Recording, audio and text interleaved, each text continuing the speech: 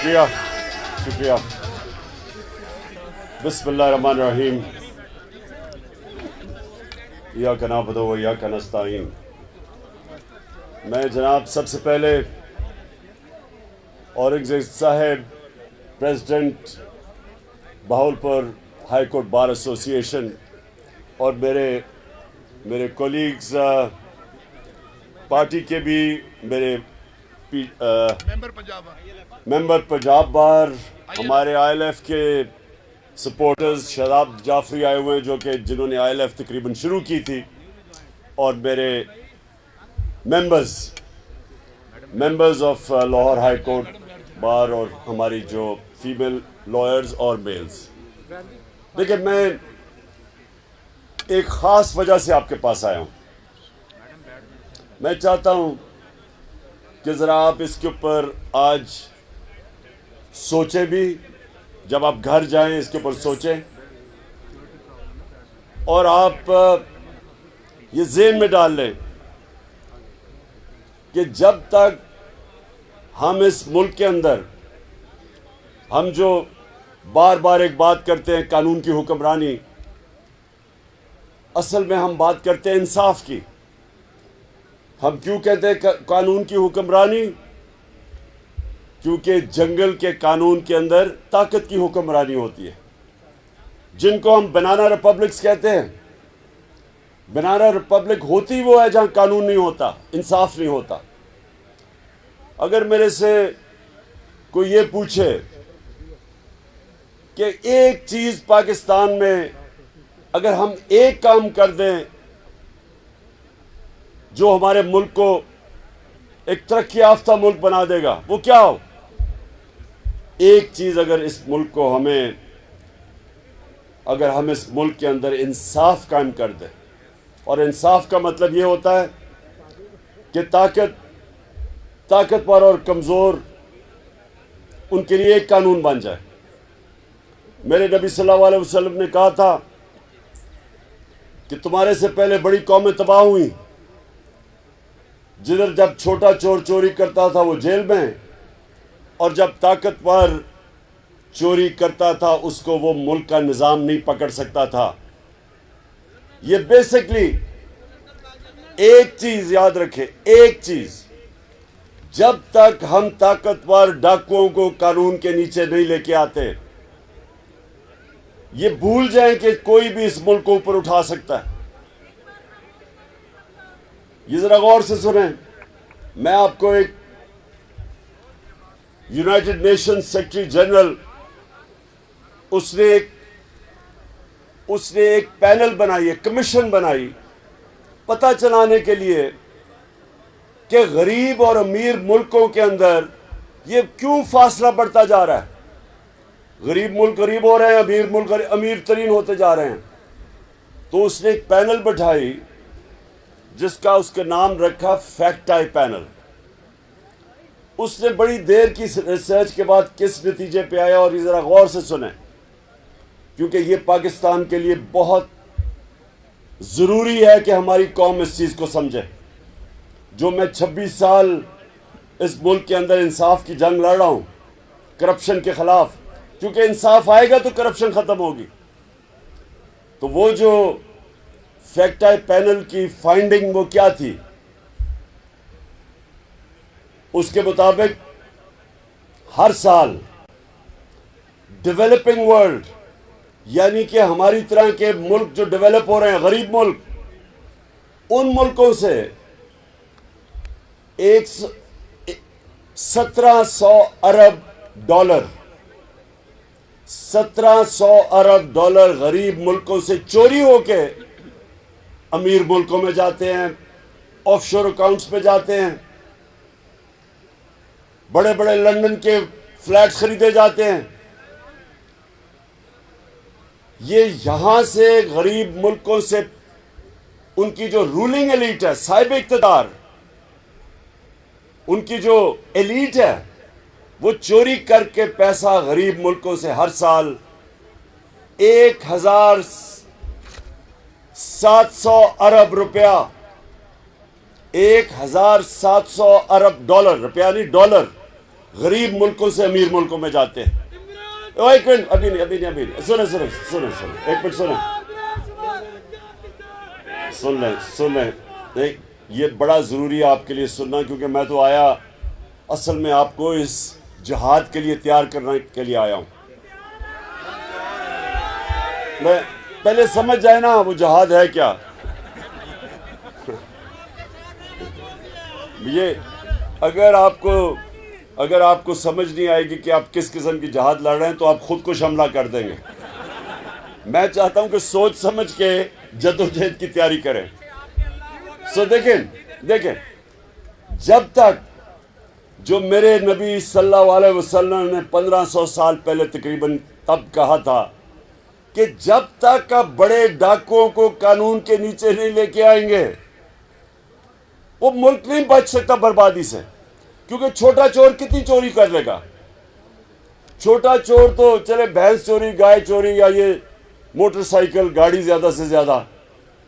لیکن جو بڑا ڈاکو ہے وہ صرف میں شہباز شریف اور بیٹوں نے جو صرف ایف آئی اے کے اندر ان کی چوری پکڑی گئی ہے 16 ارب روپیہ جو پکڑا گیا.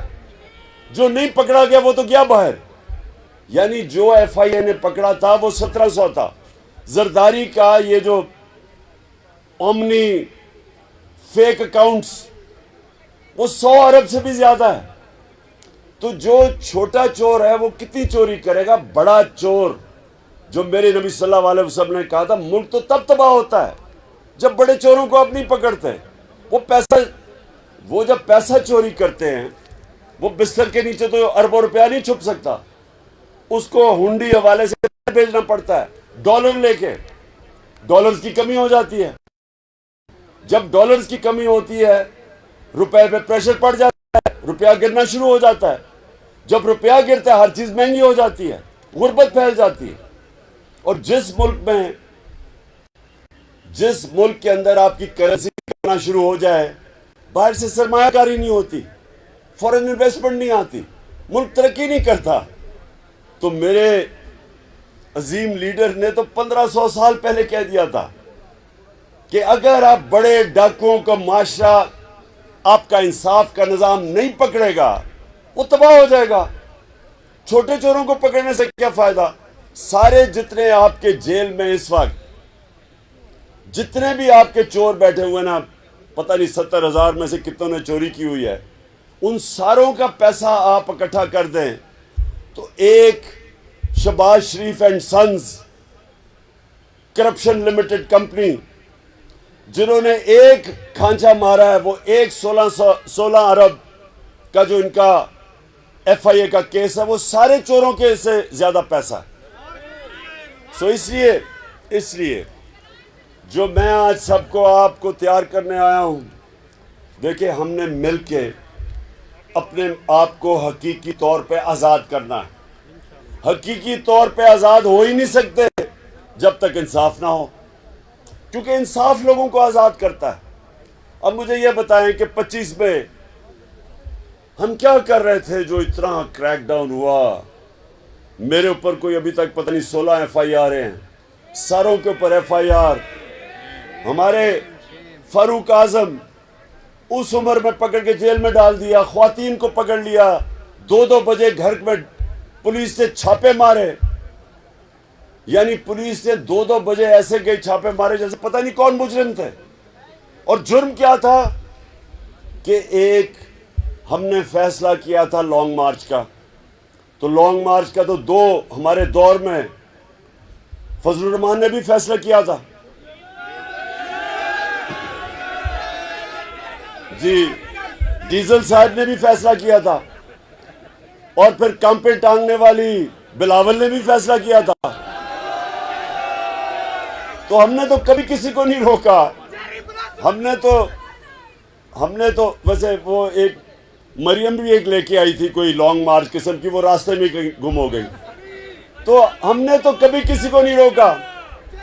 ہم نے نہ کسی کے لیے کوئی کنٹینر کھڑے کیے، نہ ہم نے ان کو کوئی ایف آئی آر کاٹی.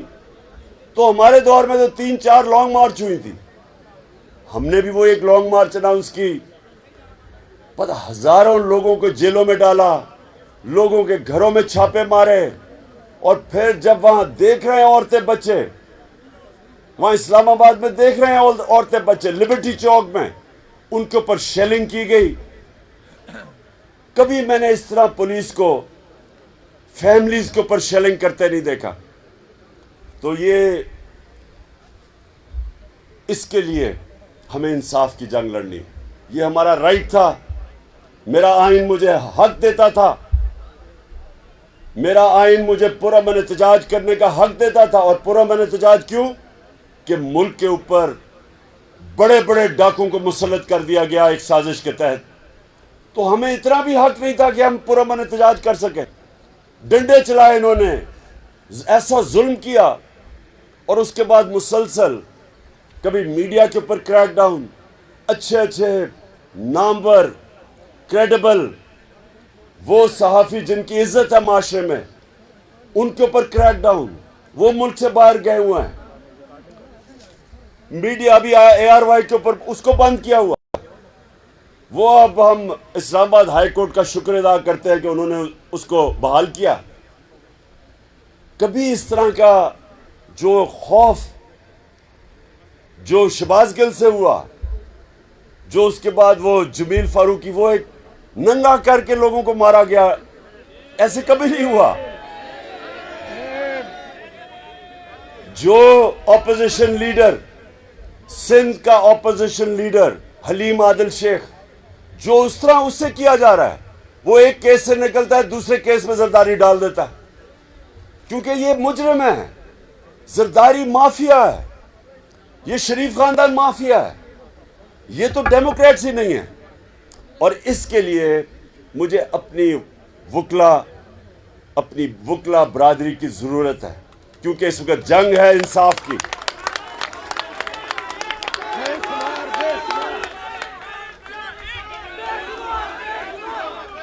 میں یہ چاہتا ہوں کہ میں چاہتا ہوں کہ یہ پاکستان کے اوپر جو قبضہ ہوا ہے، یہ چوروں کا، مافیاز کا، کارٹیلز کا، جو بڑے بڑے شوگر مافیا ٹائپ کارٹیلز جو چینی مہنگی کر کے اربوں روپے کا نفع کماتے ہیں لوگوں کی کمر توڑ کے، مہنگائی کر کے. یہ جو لینڈ مافیا ہے، سب سے بڑا مافیا یہ بن گیا. اس کے لیے ہم سب کو اکٹھے ہو کے انشاءاللہ ایک انصاف کا انقلاب لے کے آنا ہے. اور میں آپ کو یقین دلاتا ہوں، جس دن ہم نے رول آف لا، قانون کی بالادستی، جس دن ہم نے طاقتور کو قانون کے نیچے لیا ہے، جس دن کسی کی جرت نہ ہو کہ کسی کو جیل میں ٹارچر کیا جائے، کسٹوڈیل ٹارچر جسے کہتے ہیں، جو صحافی ہیں وہ ان کی آزادی ہو اپنی رائے کے لیے. ہاں، اگر قانون میں اگر وہ کسی کی توہین کرتے ہیں، کسی کو لائبل کرتے ہیں، تو قانون میں اس کی بھی سزا ملنی چاہیے جس طرح مغرب میں ملتی ہے. لیکن یہ نہ ہو کہ چینلز کو بند کر دیا، وہ اپنی جان بچا کے صحافی باہر بھاگ رہے ہیں. کسی کو عمران ریاض جیسے صحافی کو جیل میں ڈال دیا. وہ جو ارشد شریف جس کی اتنی رسپیکٹ ہے، اس کو چینل سے نکال دیا، وہ باہر ملک سے چلا گیا. یہ تو کوئی جمہوریت نہیں ہے. تو جمہوریت کو کون پروٹیکٹ کرتا ہے؟ سب سے زیادہ وکلا پروٹیکٹ کرتے ہیں. قانون پروٹیکٹ کرتا ہے جمہوریت کو، آئین پروٹیکٹ کرتا ہے، اور آئین کے ساتھ کھڑے ہوتے ہیں آپ. اور یاد رکھیں، پاکستان موومنٹ میں جو ہمارے نظریاتی لیڈر علامہ اقبال اور جو ہمارے عظیم لیڈر قائد اعظم، دونوں آپ کی برادری سے تھے، دونوں وکلا کمیونٹی سے تھے. اور پاکستان کے اندر خاص ایک رسپیکٹ ہے وکلا کی. اس لیے میں اپنی ساری پاکستان کی وکلا کمیونٹی کو آج دعوت دے رہا ہوں، جو مرضی پارٹی کے لیے آپ ووٹ کریں، یہ اس کا میرا کوئی مقصد نہیں کہ مجھے کوئی فرق نہیں پڑتا، لیکن قانون کے لیے، کیونکہ ابن خلدون لکھتا ہے کہ کہتا ہے میرا جو سارا قرآن کا مطالعہ ہے، ابن خلدون دنیا میں سب سے ریسپیکٹڈ ہسٹریوگرافر ہے، ہسٹری کا، ماڈرن ہسٹری کا، جس کو باپ کہتے ہیں۔ وہ کہتا ہے کہ میرا جو قرآن شریف کا مطالعہ ہے، میں اس نتیجے پہ پہنچا ہوں کہ اللہ نے انسان کو زمین پہ صرف ایک وجہ سے بھیجا ہے کہ اللہ کی زمین پہ انصاف قائم کیا جائے، اور یہی انصاف ہی فرق ہے۔ اصل میں تو انصاف ہی فرق ہے جانوروں کے معاشرے میں اور انسان کے معاشرے میں۔